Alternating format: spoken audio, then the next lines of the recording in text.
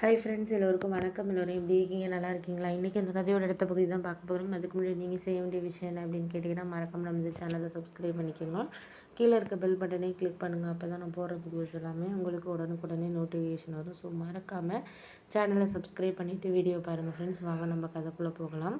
அதுக்கப்புறம் நான் வந்து ஒரு 2-3 நாளைக்கு அப்புறம் வந்து அம்மா கிட்ட வந்து சாரி கேட்டேன். எதனால் அப்படின்னா, அன்றைக்கி மாமா வீட்டில் வந்து அந்த மாதிரி அம்மாவை நான் பேசியிருக்கக்கூடாது. ஏன் அப்படின்னா, அம்மா என்னோட கல்யாண விஷயத்தை பற்றி பேசிக்கிட்டே இருந்தாங்க.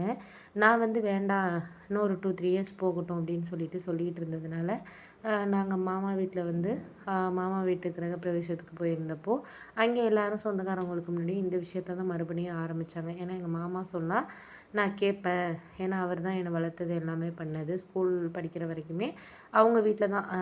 அவர் மாமாவுக்கு வந்து ரொம்ப நாள் வரைக்குமே குழந்தை இல்லாதனால என்ன தான் வந்து அழைச்சிட்டு போய் தான் வந்து வளர்த்துக்கிட்டு இருந்தாங்க. அதுக்கப்புறம் வந்து ஒரு பையன் பிறந்ததுக்கப்புறம் நான் ஒரு ஸ்கூல் வந்து ஒரு 8th 9th படிக்கிற வரைக்குமே அவங்க வீட்டில் தான் இருந்தேன். அதனால் மாமா மேலே ரொம்ப பாசங்கிறதுனால அவர் சொன்னால் நான் கேட்பேன் அப்படிங்கிறதுனால அவங்க திடீர்னு வந்து மாமா வீட்டுக்கு அழைச்சிட்டு போய் நம்ம வந்து இந்த மாதிரி சொன்னால் கண்டிப்பாக அவள் கேட்பா அப்படிங்கிற மாதிரி அவங்க உணர்ந்துட்டு இது பண்ணாங்க. உடனே நானும் சரி அப்படின்னு சொல்லிட்டு அந்த நேரத்தில் வந்து எனக்கு என்ன பேசுகிறேன்னு தெரியல. எல்லாருக்கு முன்னாடியும் வந்து நம்மளுக்கு ஒரு மாதிரி அட்வைஸ் பண்ணாலே வந்து எனக்கு அட்வைஸ் பண்ணுறது வந்து தவறு கிடையாது.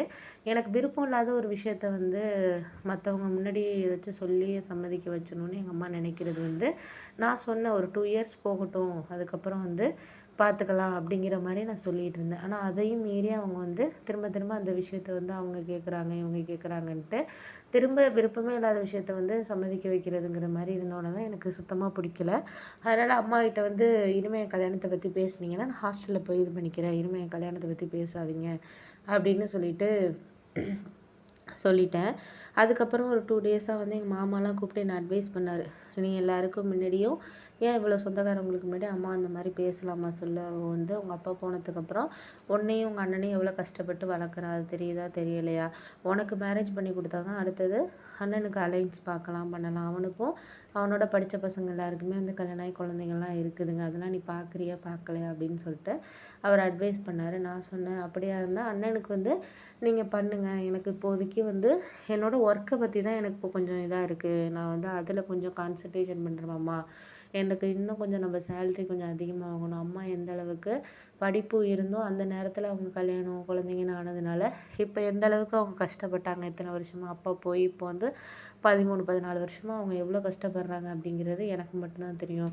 அவங்கள நம்ம நல்லா பார்த்துக்கணும் அப்படின்னா ஓரளவு பணம் வந்து நான் வந்து இன்னும் நல்ல ஒரு வேலைக்கு போனால் தான் எனக்கு தகுந்த மாதிரி இப்போ அண்ணன் நாளைக்கு பார்த்துக்கிறானா என்னங்கிறது நம்மளால சொல்ல முடியாது.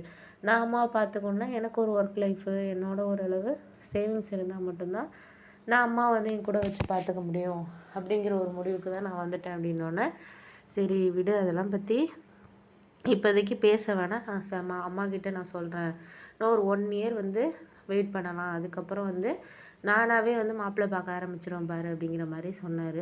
சரி ஓகே மாமா, நான் ஒரு 1 இயர் வந்து இந்த கல்யாண விஷயத்தை பற்றி கொஞ்சம் பேசாமல் இருங்க, அதுக்கப்புறம் வந்து பேசிக்கலாம் அப்படிங்கிற மாதிரி சொன்னதுக்கப்புறம் வந்து அப்புறம்தான் வந்து கொஞ்சம் புரிஞ்சுக்க ஆரம்பித்தாங்க. அதுக்கப்புறம் அம்மாக்கிட்டேயும் நான் போயிட்டு சாரி கேட்டேன்.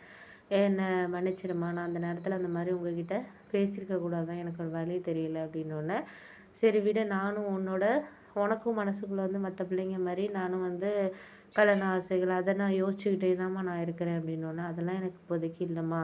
என்னை பொறுத்தளவில் இந்த வேலையிலேருந்து இன்னொரு வேலைக்கு நம்ம ஒரு பெட்டரான ஜாபுக்கு நல்ல ஒரு பொசிஷனுக்கு போகணும் அப்படிங்கிறது மட்டும்தான் எனக்கு ஒரே யோசனையாக இருக்குது. மற்றபடி எனக்கு கல்யாணம் பண்ணிக்கிறதுலையோ ஒரு குடும்பங்கிற ஒரு விஷயத்துலையோ வந்து அந்தளவுக்கு இப்போதைக்கு இன்ட்ரெஸ்ட்டு கிடையாது அப்படின்னோடனே, சரி விடு நீ அதெல்லாம் பற்றி யோசிக்க வேண்டாம். நானும் இனிமேல் ஒரு 1 இயருக்கு நான் பேச மாட்டேம்மா. ஒரு வருஷம் போகட்டும், நம்ம அதுக்கப்புறம் மாப்பிள்ளை பார்த்துக்கலாம். நானும் உன்னை வந்து இனிமேல் வந்து நான் எதுவும் கம்பல் பண்ண மாட்டேன் அப்படின்னு அம்மா சொன்னாங்க.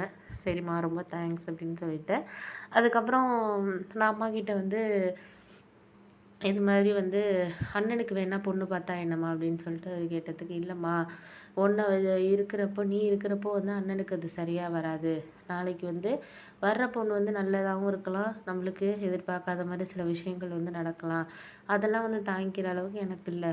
உன்னை வந்து நல்ல ஒரு இடத்துல நான் கல்யாணம் பண்ணி கொடுத்துட்டேன்னா அப்புறம் அண்ணனுக்கு என்ன ஒரு வருஷத்தில் பார்த்துடலாம், ஒன்றும் பிரச்சனை கிடையாது.